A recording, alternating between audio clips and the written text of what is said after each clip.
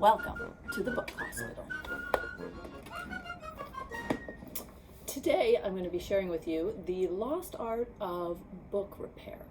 First, we need to make sure we're dressed appropriately for very delicate operations. I seem to have misplaced my lab coat. This will have to do. Here we are in the waiting room. We have 4 patients waiting to see us. Come with me. I am all set up and ready to operate. Now, when I get ready to do book repair, I make sure I have all the tools I'm going to need ready first. I usually need some kind of tape. You might just have regular tape. I've got some special book tape. It's not always necessary for repairs. In fact, I've got a whole box full of different special tapes. My glue gun is one of my favorite tools to use. I also make sure I have something sharp for cutting. I have my X-Acto knife here. And I think Oscar just walked away with my scissors.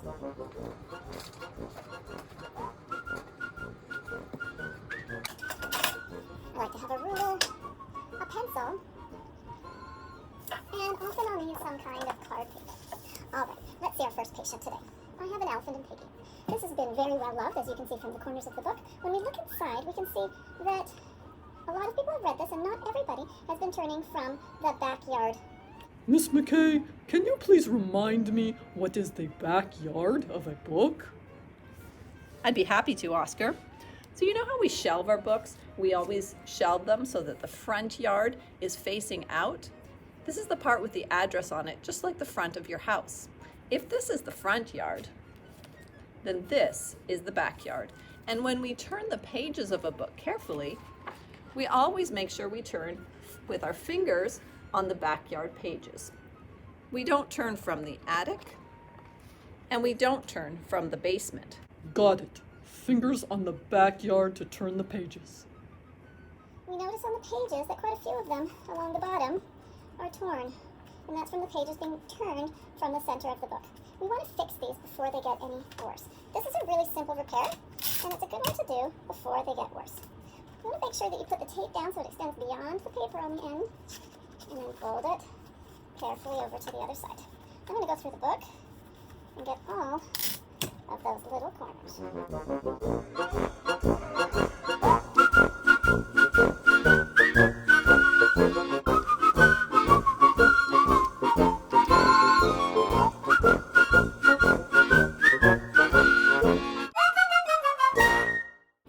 One book done.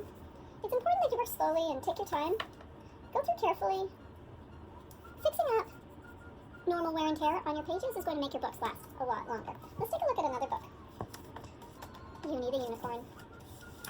This book here, you'll notice it started coming apart at the binding. Now there's only a few pages loose, so what I'm going to do is put a long strip of tape right down the middle. Now at home you can usually use just regular Scotch tape. Clear tape is best if you don't have it. Masking tape works fine as long as you're not going over the words in the book. You want to make sure it's absolutely flat. I'm going to use special book tape. And this is only because it's a library book and hundreds of people read them. You want to make sure your book is completely flat on the table. And with this tape, I'm going to take my scissors and trim off the edges. And You Need the Unicorn, it's good to go. Let's see what else we have here.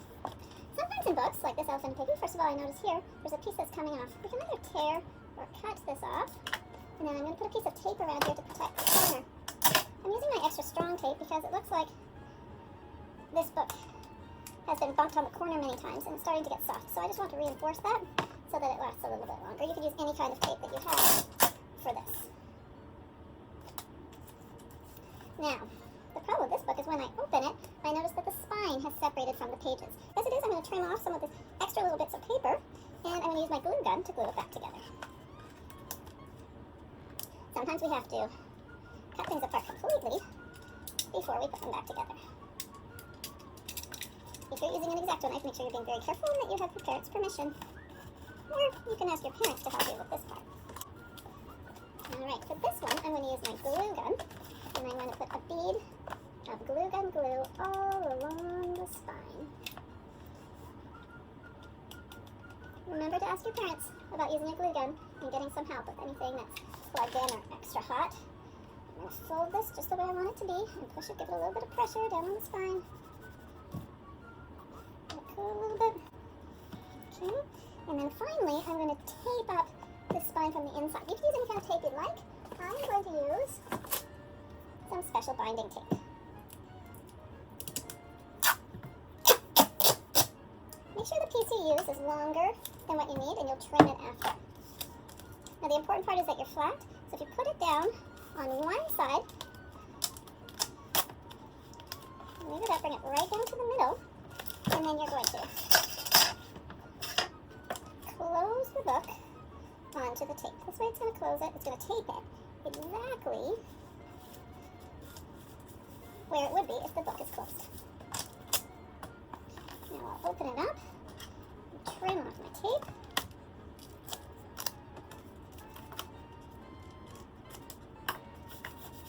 Fingers down again, and there we go. Good as renewed. The spine of this book fixed, it should last a long time. Okay, now I have another book, and let's just say something like this happened to one of your books. It wasn't me, Miss McKay. Honest. What? Why are you looking at me that way? Don't ever trust a sheep with your books. Who are you talking to, Oscar? You think, well, all of the actual book is still there, and it's one of my favorites, but it looks really bad and it's getting really wrecked. Well, you can make a new cover for a book. In this one, I'm going to start by taking off the outside cover. It helps to leave a little bit of cover on the side so you have somewhere to glue or tape your new cover to. I might have cut this a little bit too narrow, but it was really ripped. So now I'm going to go and cut this with a paper cutter so I make sure that it's perfectly straight. So I have made a new cover for my book. You could spend the time and draw a nice new picture for your book if you wanted, or just put the title and author like I did. I'm going to use my glue gun again here and just put a little bead.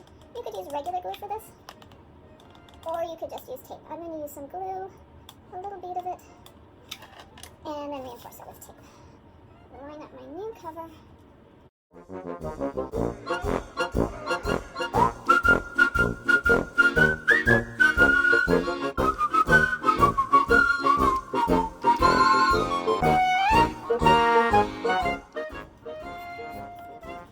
And there we have it.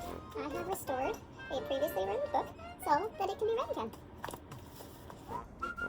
It's a good idea to take care of your books to begin with, but you can make them last a lot longer by doing a few simple repairs at home. Good luck!